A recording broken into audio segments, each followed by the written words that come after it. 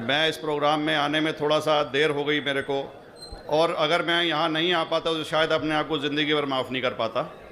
آگرہ کی سرزمین پر آ کے آپ نے یہ جو روشنائی جگائی ہے، یہ واقعی میں ہم تو اس اللہ تعالیٰ سے دعا کریں گے، اللہ تعالیٰ سے دعا کریں گے کہ آپ جیسے 10-20 اور نیک دل اور اتنے پڑھے لکھے، اتنے انٹلیکچوئل آدمی اور پیدا کریں، جس سے کہ جا کے آپ بھارت کا کونا کونا، دیش کا کونا کونا روشن کریں۔ تہہ دل سے سواگت آپ کا۔ میرا ایک چھوٹا سا سوال، ہمارے بھی گرو گرنتھ صاحب کے اندر گرو نانک صاحب نے پوری دنیا کا چکر لگایا، جس کے اندر مکہ مدینہ بھی شامل ہے، اور جیسا کہ ایک سوال اس سے پہلے ہو چکا ہے کہ غیر مسلم جو ہے مکہ مدینہ میں الاؤڈ نہیں، یا وہاں کا کینٹونمنٹ جو ہے پرمیشن نہیں دیتا۔ بڑا مشکل ٹاپک ہے جی، اس کو ہاتھ ڈالنا جو ہے نا وہ 440 وولٹ کو ہاتھ ڈالنا ہے، یہ اتنا آسان معاملہ نہیں ہے اس ٹاپک کو ایڈریس کرنا۔ ظاہر ہے اس وقت سب کانٹیننٹ کے مسلمانوں کے لیے ٹرینڈ کے اوپر یہ ایشو چل رہا ہے، یہ جو کرتارپور راہداری کوریڈور گردوارہ پاکستان نے کنسٹرکٹ کیا ہے 14 ارب روپیہ لگا کے، مسلمانوں کے ٹیکسز کا پیسہ لگا کے۔ اس میں کوئی شک نہیں میرے بھائیوں کہ اسلام جو ہے وہ اقلیتوں کے حقوق کی حفاظت کرتا ہے، یعنی اسلام میں تو واضح طور پر سورۃ البقرہ کی آیت نمبر 256، آیت الکرسی سے اگلی آیت ہے، لا اکراہ فی الدین قد تبین الرشد من الغی، دین قبول کرنے کے معاملے میں کوئی جبر نہیں ہے۔ اللہ تعالیٰ نے ہدایت کو گمراہی سے الگ کر دیا، جس کی مرضی ہے ہدایت کا راستہ اختیار کرے، جس کی مرضی ہے گمراہی کا راستہ اختیار کرے۔ یعنی زبردستی تلوار کے زور پہ آپ کسی کو کلمہ نہیں پڑھوا سکتے، اس کی مرضی قبول کرے، اس کی مرضی نہ قبول کرے۔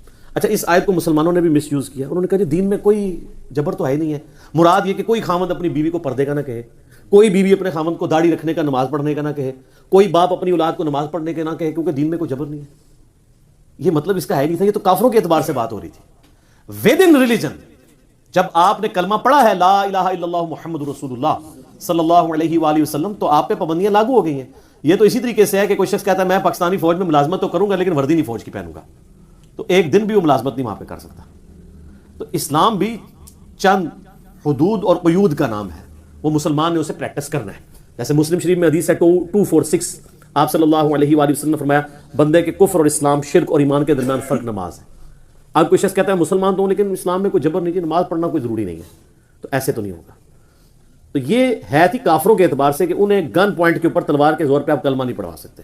اللہ نے حق اور باطل کا راستہ الگ کر دیا ہے، جس کی مرضی حق کا راستہ اختیار کرے، جو باطل کا راستہ اختیار کرنا چاہتا ہے خود ہی جہنم میں جانا چاہتا ہے، ضرور جائے۔ اللہ تعالیٰ کو اس حوالے سے کسی کی پرواہ نہیں ہے۔ لیکن یہ یاد رکھیے گا، ایسی غیر مسلم رعایا جو کسی مسلمان ملک میں رہتی ہو، اسلامی ملک تو ہم اس وقت دنیا میں کسی ملک کو نہیں کہہ سکتے، مسلمان ملک، پاکستان یا سعودیہ یا ایران یا اور مسلمان جو ممالک ہیں، اگر مسلم ملک میں کوئی غیر مسلم رعایا رہتی ہو تو ان کی جان، مال، عزت، آبرو کی ذمہ داری حکومت وقت کے اوپر آتی ہے، اور ایسے جو مسلمان ہیں ان کو غیر مسلموں کو ذمی کہا جاتا ہے، یعنی یہ ذمہ کرم پہ ہوتے ہیں حکمرانوں کے، اور ظاہر ہے اس کے لیے وہ جزیہ بھی دیں گے، جس کی آج کل ماڈرن فارم ٹیکسز ہیں، تو اس کے اگینسٹ حکومت وقت کی ذمہ داری ہے ان کو سیکیورٹی پرووائڈ کرنا، ہر اعتبار سے انہیں فیسیلیٹیٹ کرنا۔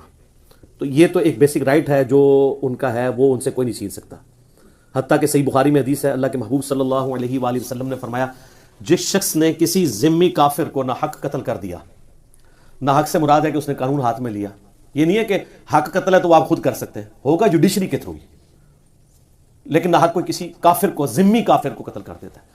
تو بخاری کے الفاظ ہیں، انٹرنیشنل نمبر کے مطابق 3166 نمبر حدیث ہے، یہ بڑی مشہور حدیث ہے، ایسا شخص قیامت والے دن جنت کی خوشبو بھی نہیں پائے گا، حالانکہ جنت کی خوشبو 40 سال کی مسافت سے آ رہی ہوگی، لیکن ایسا شخص جس نے کسی ذمی کو قتل کیا، چاہے وہ کافر ہی تھا، وہ جنت میں تو داخلہ دور کی بات، اسے خوشبو بھی نہیں آئے گی۔ اس سے اندازہ لگائیں کہ غیر مسلم رعایا کے کیا حقوق ہیں مسلمان ملک کے اندر، یہ اپنی جگہ موجود ہیں اور یہ حقوق ان سے کوئی چھین نہیں سکتا۔ رہا تعلق قتال کا اور جہاد کا، اور اس میں جو قرآن حکیم میں کئی آیات آتی ہیں جب کافروں سے سامنا ہو تو انہیں قتل کرو، یہ میدان جنگ کی بات ہو رہی ہے، یہ نہیں ہے کہ جدھر بھی وہ کافر نظر آئے اسے قتل کر دینا ہے۔ آج کل وہ سورہ توبہ کی آیات غیر مسلم مسلمانوں پہ کوٹ کرتے ہیں کہ دیکھیں یہ تو کہتے ہیں جہاں بھی کوئی کافر نظر آئے اسے قتل کر دو، کانٹیکسٹ اس کا آگے پیچھے پڑھتے نہیں ہے کہ وہ ایک پیس ٹریٹی توڑنے کے عوض ان کے اوپر اللہ کی طرف سے یہ عہد شکنی کی سزا مسلط ہوئی تھی مشرکین عرب کے اوپر، جو انہوں نے صلح حدیبیہ کا جو معاہدہ وہ توڑ دیا تھا. تو اس حوالے سے ویسے تو آپ نے ہیومن ڈگنیٹی میں ایک غیر مسلم، چاہے وہ کرسچن ہو، جیو ہو، ہندو ہو، بدھسٹ ہو، کوئی بھی ہو، بت پرستی کیوں نہ ہو، آپ نے ہیومن ڈگنیٹی میں اس کی رسپیکٹ کرنی ہے. اس کی جان، مال، عزت، آبرو کی حفاظت ایک مسلمان حکمران کی ذمہ داری ہے، اور یہ اس کے بیسک رائٹس میں سے ہے ایک مسلمان حکومت کے اندر. تو یہ بالکل کلیئر کر لیں. عام حالات میں تو بڑا سخت حکم ہے. سورۃ المائدہ کی آیت نمبر 32 ہے، جس نے ایک شخص کو ناحق قتل کیا، ایک جان کو، گویا اس نے پوری انسانیت کو قتل کر دیا. اور جس نے ایک انسان کی جان بچائی، ایک مسلمان نہیں، انسان، چاہے وہ کسی بھی مذہب سے تعلق رکھتا ہو، ایون ایتھیسٹ ہی کیوں نہ ہو، داہری کیوں نہ ہو، جس نے ایک شخص کی جان بچائی گویا اس نے پوری انسانیت کو بچا لیا. عام حالات میں یہ والی آیات ہے. میدان جنگ میں ظاہر ہے کہ جب آپ جنگ میں ہوں گے تو پھر کوئی جنرل آپ کو یہ تو نہیں کہے گا، کوئی جنرل کہ جی آپ جو ہے میٹھی میٹھی باتیں کریں، وہاں تو پھر فوج کا مورائل بلند ہی کیا جائے گا نا. عام حالات کے جو آیات اور احادیث اور ہے اور میدان جنگ کی اور ہے، ان دونوں کو مکس نہیں کرنا چاہیے. ٹھیک ہو گیا؟ اب آ جائیں میرے بھائیوں اس بات کی طرف کہ یہ جو کافروں کی عبادت گاہیں ہیں، چاہے وہ گرجے ہوں، کلیسا ہوں، معبد ہوں، گردوارے ہوں، یہ سب کی سب عبادت گاہیں، ان کی رسپیکٹ بھی مسلمانوں پر فرض ہے، جس طرح مسجد کی ہے.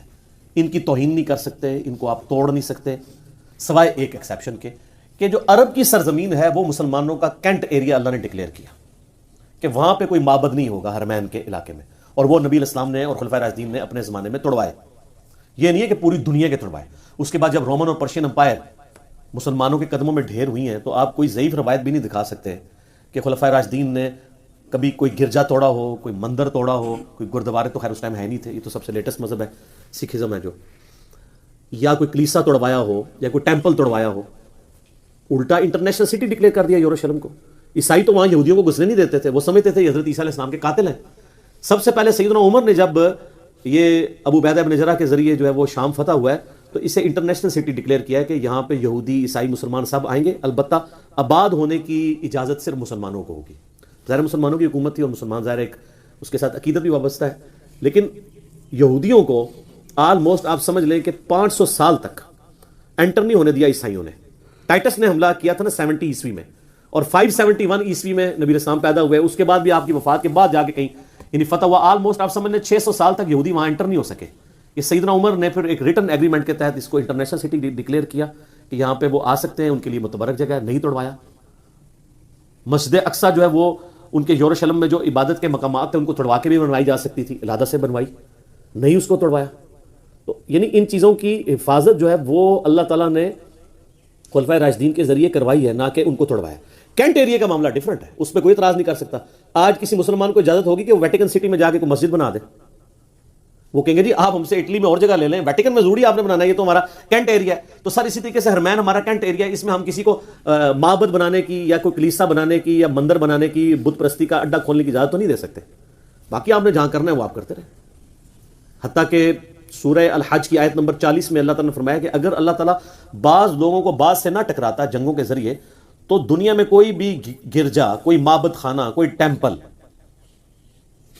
یہ باقی نہ بچتا، نہ کوئی مسجد، جو کہ یہ وہ جگہ ہیں جو کہ اللہ کے ذکر کے لیے بنائی جاتی ہیں. اللہ تعالیٰ نے ان ساری چیزوں کا ذکر کیا کہ گاڈ تو سب کا پیچھے ایک ہی ہے نا، کلیسا کے لیے بھی، ٹیمپلز کے لیے بھی، اور اللہ تعالیٰ نے یعنی جو غیر مسلموں کے عبادت خانے تھے انکلوڈ کیا مساجد کو بھی بیچ میں کہ یہ اللہ کی عبادت کے لیے بنائے گئے تھے. بیچ میں اب جو کچھ شرک ہو رہا ہے وہ تو کرنے والوں کی غلطی ہے نا. نماز میں تو سارے ایک نعبد و ایک نستعین نہیں پڑھ رہے ہیں نا مسلمان بھی، باہر نکل کے بے شک بابوں کو پکاریں یا کسی قبر پہ چلے جائیں. نماز میں تو سارے عبادت تو اللہ ہی کی کر رہے ہوتے ہیں. اس طرح غیر مسلم بھی آپ ہندوؤں سے پوچھنے کو کہیں گے اوپر بھگوان تو ایک ہی ہے. آپ کرسچنس کے پاس چلے جائیں وہ بھی یہی کہیں گے گاڈ ہے. جوز بھی، آج کے جوز تو ویسے ہی مشرک نہیں ہے، موحد ہے. اور سکھ بھی آپ دیکھ لیں وہ بھی ایک گاڈ میں بلیو کرنے والے ہیں، ان میں کوئی اور چھوٹے دیوتا، بت پرستی یہ والی چیزیں اس طرح نہیں ہے کہ وہ ان بتوں کے آگے جھکنے کو جائز سمجھتے ہوں. تو جو ہندو جھک بھی رہے وہ بھی ایک خدا میں بلیو کرنے والے ہیں. تو اللہ تعالیٰ نے سورہ الحج کی آیت نمبر 40 میں فرمایا کہ جہاد اور قتال کی یہ برکت ہے کہ اللہ تعالیٰ بعض کو بعض سے ٹکرواتا ہے تاکہ جو اللہ کی عبادت کے لیے جو جگہیں معبد خانے بنائے گئے ہیں، عبادت کی جگہ بنائی گئی ہیں، ان کی سیفٹی اس میں ہے کہ ان کے ذریعے قتال کے ذریعے اللہ تعالیٰ ان کی حفاظت کرواتا ہے. اور مسلمان اس کی نمائندہ مثال ہیں.